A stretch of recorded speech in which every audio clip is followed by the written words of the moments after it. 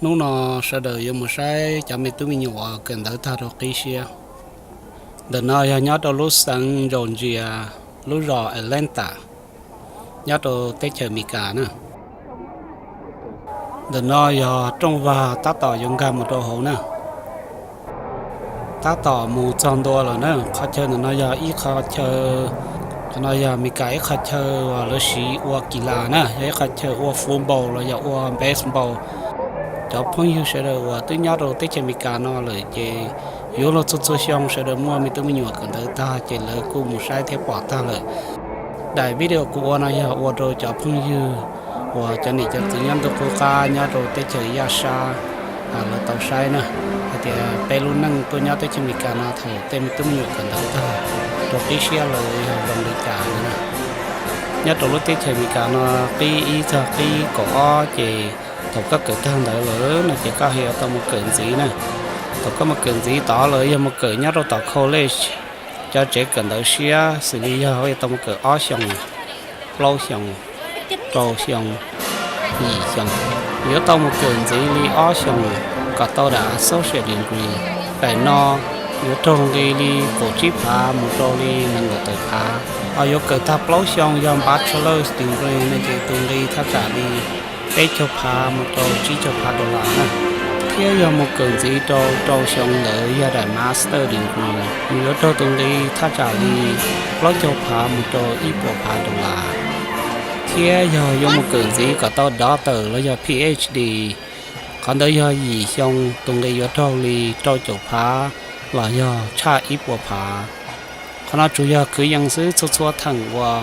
có cần nó nếu cú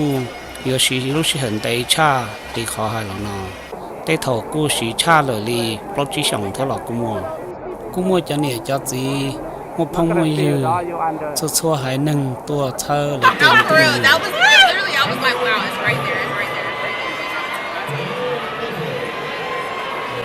cho tôi chọn xài và cần tới ta là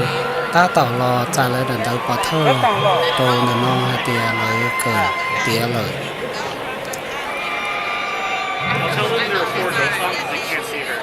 Yeah. That's what he said.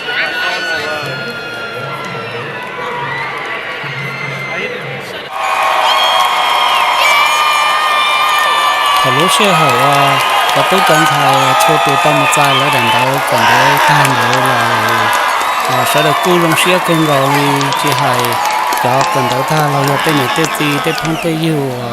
tuổi nhỏ sang đồ sai lại thiết sai là sẽ được cú trong xưa cơn gạoเลยนะ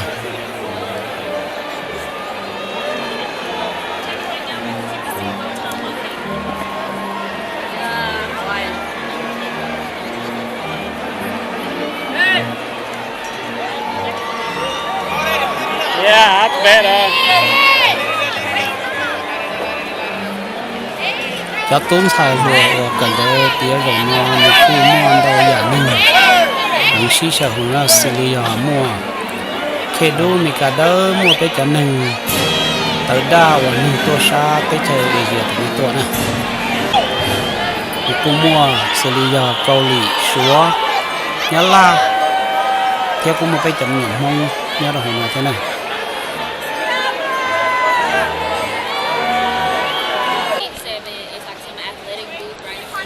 tôi nó thấy tôi thấy cầu lì nè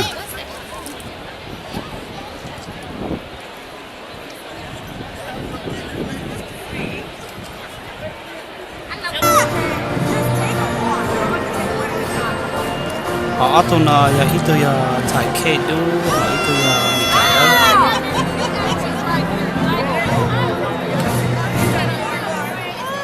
tôi nói cho kê đu Somalia tua sa bờ tì Middle East tua nè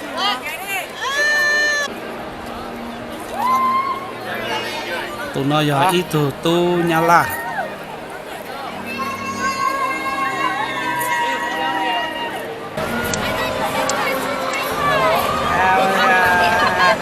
và tụi nó giờ ít tụi xài mong nè Yeah. Let me take the. Yeah, I got it. Thanks. What's so proud of you?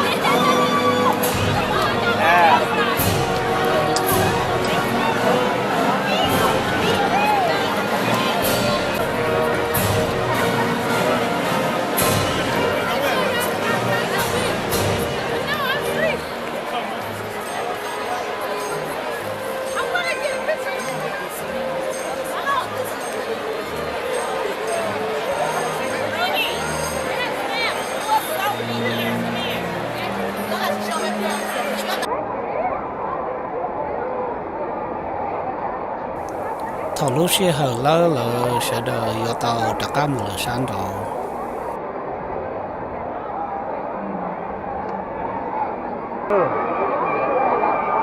Over here. lúc xe hở ta chỉ nó do li thầu chuột tận rồi giá trốn luôn rồi sẽ đợi cô tàu lo xí sợ trong tụi nó là số lượng số tù nhiều con thế nhiều tù mi tụi mình nhỏ là nhiều thế nhiều tù cô do li cô bỏ sẽ đợi xí là tết sáu tông xí hù vì do nên chống hơn có xí lúc họ muaซื้อchỉ bao hạt tiền với nhau được họ từ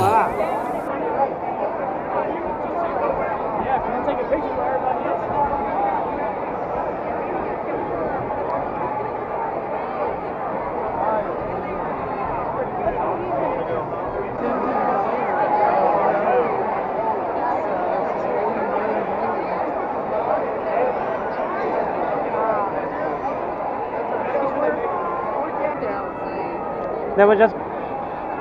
the inside, the từ outside. nó giờ trong vai giờ đặc cá tàu là sáng độ Cái mùi gì lọt lại hả?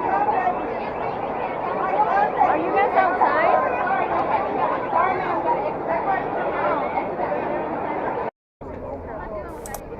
tụ tháo khe đu nữa nó nữa rong xe hưng vì hạt tiền nữa tụ bao nhiêu cần đỡ ta là giờ lên đó nữa thế li mong cá kia là cho cái nó nữa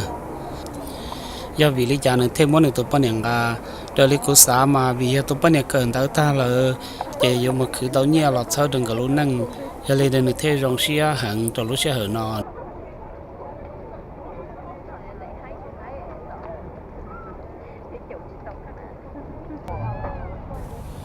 lúc xe hở lọt sau trong được khách chơi để chơi là cho chơi ta tỏ tờ là mù chơi trong bộ lên nó nè lúc xe hở bây giờ tờ như thằng bây lúc xe hở giờ thật trả lời ít số mong thiết bây giờ là thì để bây mà lấy tờ tàu được khách chơi là mù nè